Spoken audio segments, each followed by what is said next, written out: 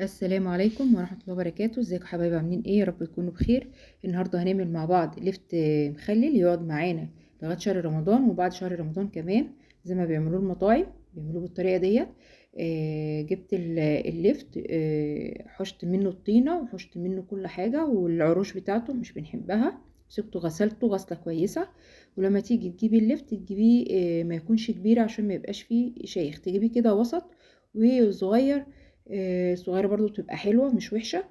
وتجيبيه كده او تجيبيه كله وسط براحتك. خلاص، غسلتيه غسلة كويسة بالليفة، وبعد كده تروحي جايبة البرطمان او الجردل زي ما انا هجيب كده.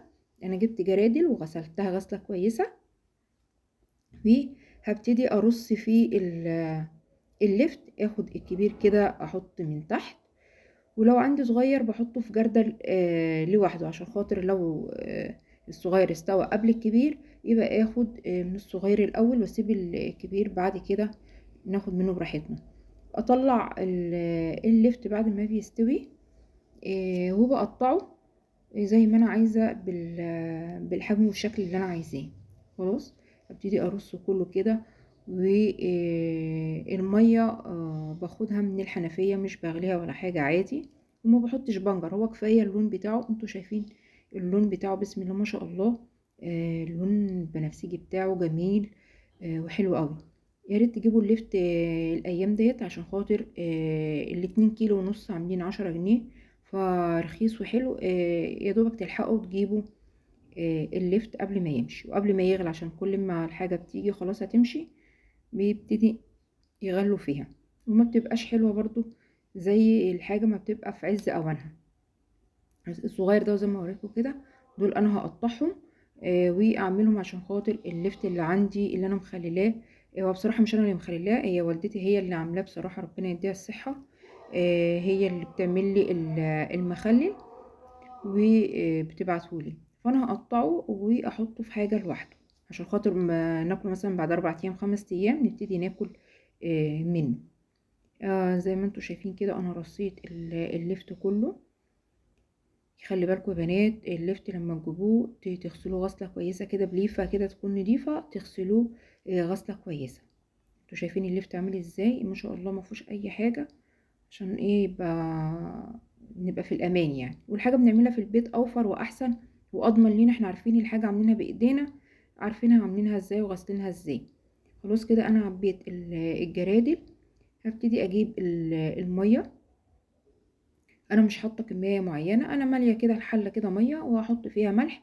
ولو عندك ملح بتاع اللي هو بتاع التخليل اللي بيتجاب من عند العطار، اللي هو الملح الحصى اللي هو اسمه ملح رشيدي تقريبا، طبعا بيبقى احسن واحسن. بس انا عشان خاطر والدتي جابت لي اللفت، كنت قايله لها قبليها بيوم ولقيتها تاني يوم على طول راحت السوق وجابت لي اللفت على طول، فروحت عاملاه. انا حطيت الملح وبدوقه بلاقيه مظبوط، بحط شويه كمان صغيرين يعني الاقي الملح مظبوط بتاع الميه اكني بعمل اكل مظبوط، يبقى ازود شويه صغيرين عليها. وبحط معلقتين كبار سكر عشان خاطر يحفز لي، يبقى الماده الحافظه والقرمشه بتاعه المخلل. خلاص كده الميه عاديه من الحنفيه زي ما انا قلت لكم. وهعبي الجردل كده ميه لغايه 100 ملي. طبعا هو مليان من اللفت.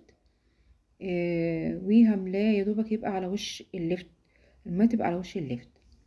خلاص، هعبيه كده وهيطلع معاكم وطعمه في منتهى الجمال. انا ولا حطيت بنجر ولا حطيت اي حاجه، ما حطيتش اي حاجه عليه، يا دوبك اللفت بس. وهو هينزل لون في منتهى الجمال. هعبي الجردل التاني برضو زي ما انتوا شايفين كده اهوت. خلاص كده هحط حبة المية الباقيين هغطيه بكيس يكون نضيف، واغطيه بالغطا بتاعه عشان خاطر ما يخشش اي هوا ولا اي حاجة فيه، ويعيش معايا فترة اطول. خلاص كده تمام. طبعا انا عبيته كده، وبعد كده يعني هجيب الاكياس واحطها على وش الجردل واكبس الغطا كويس.